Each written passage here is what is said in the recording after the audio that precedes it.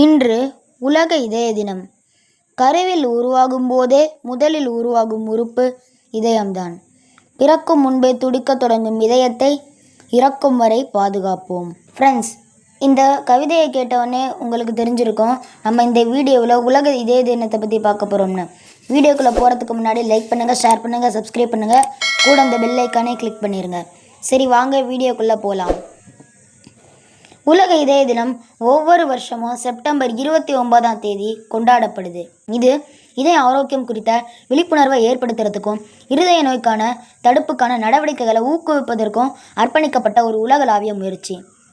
உலக இதய கூட்டமைப்பால் தொடங்கப்பட்ட இந்த நாள் ஆரோக்கியமான வாழ்க்கை முறை மற்றும் இருதய நோய்களை முன்கூட்டியே கண்டறிவதற்கான முக்கியத்துவத்தை மக்கள்கிட்ட கற்பிக்குது. இருதய நோய் பற்றிய விழிப்புணர்வை ஏற்படுத்துறது தான் இதோட முக்கிய நோக்கம்.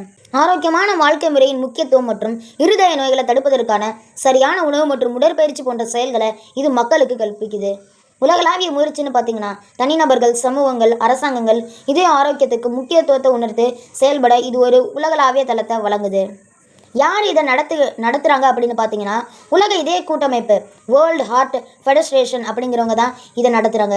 இந்த நாளை உலகளவில் வழி நடத்துகிறதோ அவங்க தான்.